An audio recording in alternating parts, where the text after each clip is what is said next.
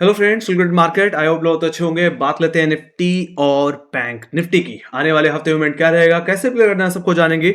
शुरुआत सबसे पहले अगर कर ली जाए निफ्टी से ही, तो देखा जाए तो निफ्टी में हमने एक अच्छा खासा फॉल देखा इस हफ्ते में, है ना। जहां हम पिछले हफ्ते ये एक्सपेक्ट कर रहे थे कि फ्राइडे के दिन जिस तरह से तेजी आई, जिस तरह से एफआईज खरीदारी कर रहे थे, लग रहा था कि अब तो निफ्टी 25,000 के लेवल्स के तोड़ देगा and we can expect previous all time high as next target. But ऐसा कुछ हुआ नहीं। हमने इस हफ्ते में एक बड़ा फॉल देखा due to FI situation and due to FOMC meeting also. या हमारे आरबीआई शक्तिकांत जी तो कुछ खास नहीं कर पाए आखिरी पॉलिसी मीटिंग में। हालांकि एक रेट कट की उम्मीद थी कि यस ये साल की आखिरी पॉलिसी मीटिंग है तो कुछ यहाँ पे रेट कट होगा, बट ऐसा कुछ भी नहीं हुआ। तो वो भी एक बड़ा प्रेशर था हमारे मार्केट के लिए, है ना, हमारे फाइनेंशियल मार्केट के लिए ओवरऑल। बाकी जहां तक बात कर ली जाए एफओएमसी मीटिंग की, तो एफओएमसी मीटिंग में पूरे मार्केट ने ये बात प्रिएम्प्ट कर रखी थी कि 25 बेसिस पॉइंट का रेट कट होगा, पर उसके बाद भी करेक्शन क्यों देखने को मिल रहा था। ये चीज हम कहीं ना कहीं एक्सपेक्ट कर रहे थे कि यस पॉल चाचा इस पे कुछ थोड़ी रोशनी डालेंगे एंड डेफिनेटली जो मार्केट में एक फियर देखने को मिल रहा था उसका कारण हमें समझ में आया एफएमसी मीटिंग के अंदर, जिन्होंने उन्होंने साफ साफ बोला कि जहां फर्दर रेट कट की उम्मीद थी, मतलब कहीं ना कहीं ऑलमोस्ट 4 रेट कट्स आने वाले साल में देखने को मिलने थे, उनमें कहीं ना कहीं उसको घटा करके 2 रेट कट ही रखा है। तो ये चीज भी कहीं ना कहीं मार्केट के लिए काफी एक नेगेटिव सिचुएशन थी और उसमें भी एक क्वेश्चन मार्क है कि ये 2 रेट कट भी होंगे कि नहीं होंगे, ये भी एक बड़ा सवाल है। बाकी इन्फ्लेशन को लेकर के अभी भी उनके अंदर एक कंसर्न है, तो इसने भी मार्केट को थोड़ा सा परेशान किया, डराया। यूएस मार्केट में भी हमने एक अच्छा खासा फॉल देगा, है ना। बाकी जहां तक बात रही डोमेस्टिकली, तो मेरा मानना है यहाँ पे एक ट्रिगर और भी है, वो है एग्जैक्टली कमजोर होता हुआ रुपया। $1.85 के आसपास है, ये अपने में एक बहुत बड़ी सरदर्दी है गाइस। एंड डेफिनेटली जहां तक बात रही थी Q2 रिजल्ट्स की, यस Q2 रिजल्ट काफी खराब रहे थे और उसका प्रेशर हमें अक्टूबर सीरीज में देखने को मिला, भी नवंबर सीरीज में भी उसका असर रहा। अब यहां तक कि Q3 रिजल्ट को लेकर के भी लोग के अंदर एक कॉशियसनेस है, एक कंसर्न है कि क्या Q3 रिजल्ट भी खराब देखने को मिलेंगे। तो ये भी कहीं ना कहीं एक बहुत बड़ी दिक्कत है, ऑलराइट, जिसने कहीं ना कहीं मार्केट को ओवरऑल एक अच्छे खासे दबाव में रखा हुआ है। तो ये कुछ ट्रिगर्स थे, मेन ट्रिगर्स, जिसकी वजह से मेरा मानना है मार्केट में अच्छा खासा प्रेशर बना और इसको लोग स्टॉक मार्केट क्रैश कहते हैं। सो फिलहाल अब क्या, अब बाजार के लेवल्स की तरफ आगे बढ़ रहा है और आने वाले हफ्ते में अभी हमें क्या देखने को मिल सकता है। तो सबसे पहले अगर मैं बात बोलूं तो यहां पे मुझे मार्केट ओवरसोल्ड दिखता है, चाहे वो निफ्टी हो, चाहे बैंक निफ्टी हो, चाहे सेंसेक्स हो, everyone looking oversold right now. और मेरा मानना है आने वाले हफ्ते के लिए जो सबसे ज्यादा क्रूशियल सपोर्ट रहने वाला है वो है नवंबर सीरीज का लो, चाहे वो निफ्टी के बेसिस पे हो, चाहे वो बैंक निफ्टी के बेसिस पे हो, चाहे वो सेंसेक्स के बेसिस में हो। और जहां तक बात रही मूविंग एवरेजेस की, तो 200 डे एक्सपेंशन एवरेज के करीब बैंक निफ्टी जाकर के बंद हुआ। यहां तक कि बैंक निफ्टी भी 200 डे के करीब ट्रेड करता हुआ दिखा।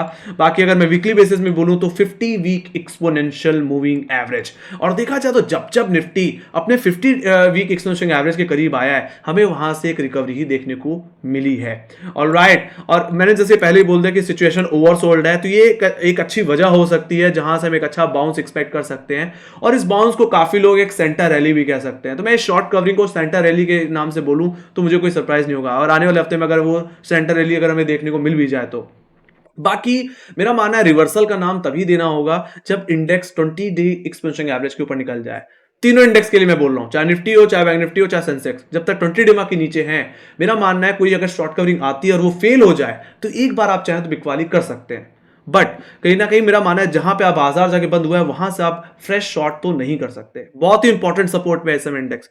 बाकी सिंपल सी बात है, अगर मैं निगेटिव से भी निगेटिव हो जाऊं तो मुझे लगता है नवंबर सीरीज का लो तोड़ना पड़ेगा। अगर वो टूटा तभी हम कोई बड़ी गिरावट एक्सपेक्ट कर पाएंगे। फिर वो बात चाहे 21,700 रुपए की हो, चाहे वो 21,500 रुपए की हो निफ्टी के बेसिस में, या बैंक निफ्टी में कहीं ना कहीं हम जो एक्सपेक्ट कर रहे थे 46,000 के लेवल्स की, वो भी देखने को मिल जाएंगे, है ना। वो तभी देखने को मिलेंगे जब नवंबर सीरीज का लो टूटेगा। बट करंट सिचुएशन के हिसाब से market is looking very very oversold.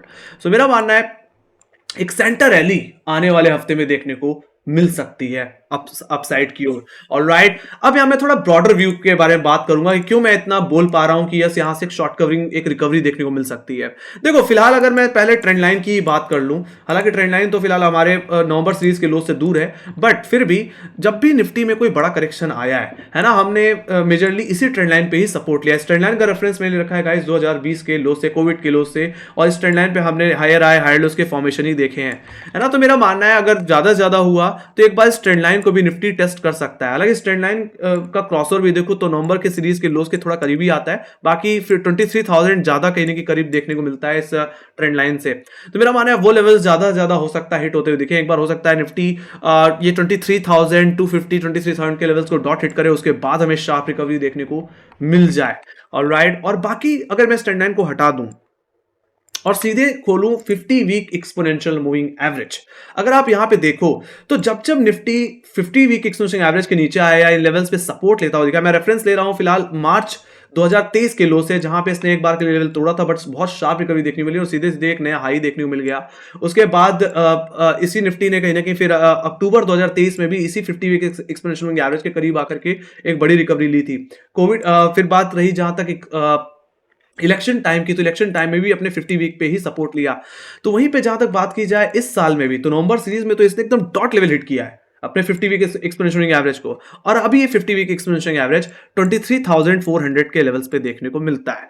Alright, तो मूविंग एवरेज के तौर पे अगर बात की जाए तो निफ्टी को कहने की 23,500 23,400 के लेवल पे सपोर्ट ले लेना चाहिए, और वहां से मुझे लगता है एक अच्छी खासी रिकवरी देखने को मिल सकती है। हालांकि मैं यहाँ पे रिकवरी वर्ड शॉर्ट कवरिंग को इंडिकेट कर रहा हूं, बाकी मैंने जैसे कहा कि रिवर्सल देखना है तो 20 डेमा के ऊपर डेली क्लोजिंग देनी पड़ेगी। That's the thing, then we can expect कि यस एक पोजिशनल ट्रेड ले लेंगे और फिर हमने एक नए हाइस की तरफ जाते हुए फिर दिखेंगे, है ना। वो एक्सपेक्टेशन सिर्फ 20 डेमा के ऊपर ही है। तो ये बात होगी गाइस ब्रॉडर रिव्यू की कि यस इंडेक्स कहीं ना कहीं बहुत ही इंपॉर्टेंट मूविंग एवरेजेस पे है, सिचुएशन ओवरसोल्ड है, एक बार शॉर्ट कवरिंग देखने को मिलनी चाहिए। अगर बेचना भी है तो भी आपको एक हाइट चाहिए होगी गाइस, इस बात को एक्सेप्ट करो।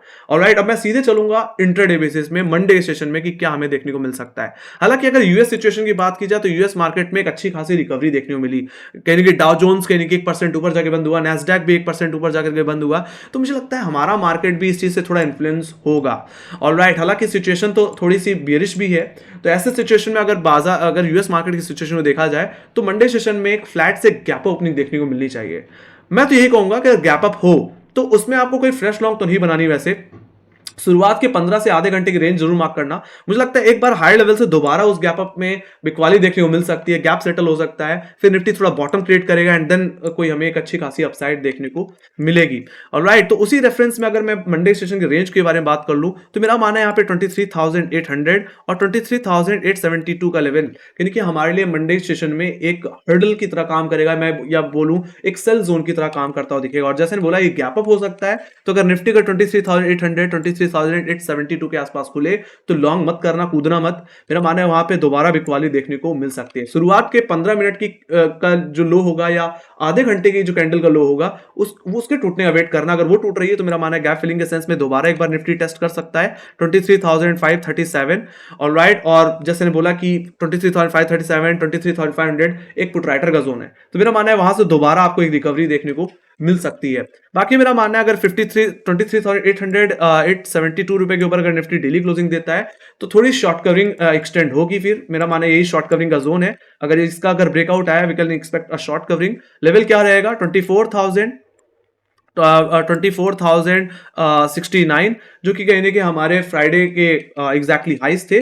बाकी ज्यादा शॉर्ट कवरिंग में एक्सपेक्ट कर रहा हूं इसके फॉलिंग 20 डे एक्सपोनेंशियल एवरेज जो कि देखने को मिलता है 24,300 और 24,250। तो वहां तक की स्विंग मुझे लगता है देखने को मिलेगी। बाकी जहां तक बात रही बिकवाली को दोबारा प्ले करने की, तो मेरा मानना है अगर ये शॉर्ट कवरिंग 24,300 24,250 के जोन में अगर फेल होती हुई दिखे तो मैं तो कहूंगा एक बार के लिए आप चाहें तो दोबारा बिकवाली करके चल सकते हैं। बाकी सिंपल सी बात है, अगर निफ्टी अपने डेली क्लोजिंग 24,300 24,250 के ऊपर देता है तो मुझे लगता है एक बड़ी रिकवरी फिर देखने को मिलेगी। रिवर्सल का नाम भी हम दे सकते हैं। फिर ऐसे सिचुएशन में फिर सीधे मेरे डायरेक्ट टारगेट होंगे इस दिसंबर सीरीज के हाई जो कि 24,790 और 24,850 के लेवल्स हैं।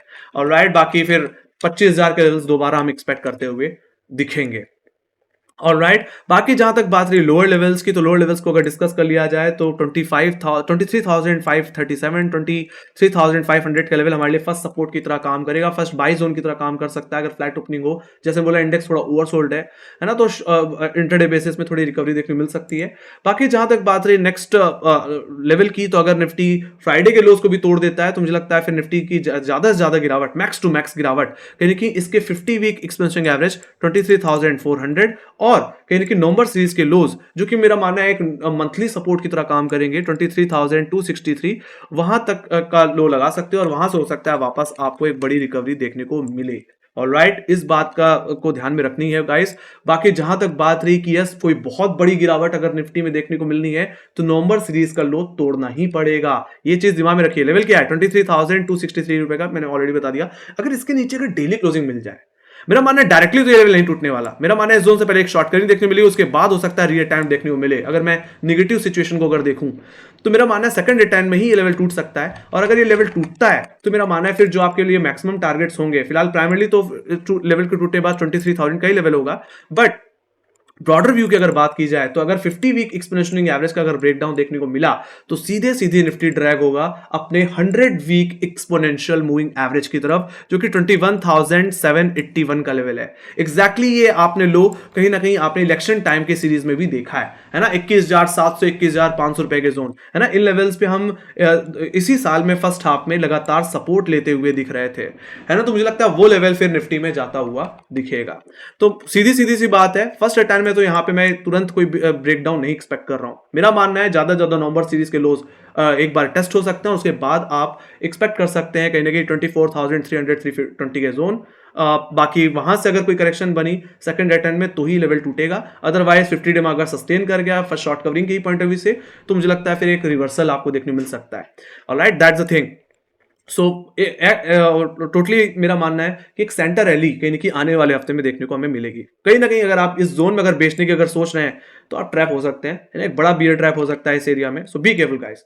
ऑलराइट, तो ये बात होगी गाइस निफ्टी के लेवल्स की। तो हमने हर एक परिणाम के बारे में बात की कि कैसे सिचुएशन बन सकती है ना। यहां से पहले शॉर्ट कवरिंग, फिर 24,300 250 के जोन की तरफ शॉर्ट कवरिंग जाएगी। अगर फेल हुई तो देन डेफिनेटली सेकंड अटेम्प्ट बनेगा, अदरवाइज अगर इसका ब्रेकआउट आया we can expect some good upside. Alright, toward again 24,800 25,000 levels also. Yup, so ये रोड मैप मैं कहीं ना कहीं निफ्टी में एक्सपेक्ट करके चल रहा हूं फिलहाल।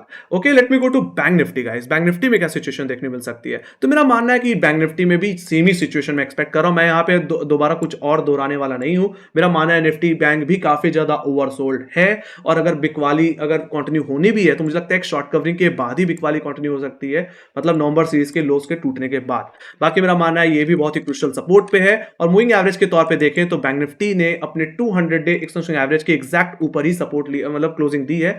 और नवंबर सीरीज में इसी 200 डे पे हम लगातार सपोर्ट लेते हुए भी दिखे थे और एक अच्छा खासा मोमेंटम हमने बिल्ड होते हुए देखा था। तो ये भी बहुत ही इंपॉर्टेंट सपोर्ट जोन पे, यहाँ पे मैं एक शॉर्ट कवरिंग ही एक्सपेक्ट करके चल रहा हूं। सीधे सीधे मैं लेवल्स पे बात करूंगा तो मेरा मानना है जो रेंज रह सकती है मंडे सेशन में वो ऑलमोस्ट 1000 पॉइंट की रह सकती है गाइस, जिसमें अपर लेवल्स को अगर डिस्कस कर लिया जाए तो 51,500 51,660 जो कि हमारा कहीं ना कहीं थर्सडे का हाई था, ये हमारे लिए एक बड़ा सेल जोन रहेगा, एक बड़ा हर्डल रहेगा मंडे सेशन में। बाकी लोअर लेवल्स की तरफ बात कर ली जाए तो 50,612 जो कि फ्राइडे का लो था, और 50,442 या ऑप्शन डेटा के हिसाब से 50,500 हमारे लिए मंडे सेशन में एक मेजर सपोर्ट जोन की तरह ही काम करेगा प्रोट्राइटर के एरिया के हिसाब से भी। और यहाँ पे जैसे ने बताया कि 200 डे एक्सपोनेंशियल मूविंग एवरेज भी देखने को मिल रहा है। तो यहाँ पे मैं एक फ्लैट से गैप ओपनिंग एक्सपेक्ट कर रहा हूँ। मेरा मानना है अगर बैंक निफ्टी में गैप अप होता है यूएस मार्केट की सिचुएशन को देखते हुए, तो अगर गैप अप 51,490 51,660 के जोन में हो रहा है, और वहां पे भी मेरा मानना है 15 से आधे घंटे की रेंज मार्क करके रखिए। अगर लो टूटे तो गैप फिलिंग को प्ले करिए, एक गिरावट वापस निफ्टी को ले जा सकती है 50,600 के लेवल्स, मतलब फ्राइडे लोस पे, और वहां से आप एक बार के लिए दोबारा रिकवरी को प्ले भी कर सकते हैं। ऑलराइट, मेरे मानना है फर्स्ट अटैम्प्ट में ये जोन आपके लिए बाई जोन की तरह ही काम करेगा, और ये अपर जोन ये आपके लिए फर्स्ट अटैम्प्ट में सेल जोन की तरह। ऑलराइट, तो गैप अप हो तो उसको तुरंत लॉन्ग करने की कोशिश ना करें। मेरा मानना है दोबारा सिचुएशन बिकवाली की तरफ आ सकती है, क्योंकि इससे पहले जो सेंटीमेंट है वो ऑलरेडी बेरिश है ना, दैट्स द थिंग। अब जहां तक बात रही एक बड़ी शॉर्ट कवरिंग की, तो मेरा मानना है वो शॉर्ट कवरिंग ट्रिगर होगी 51,660 के ऊपर।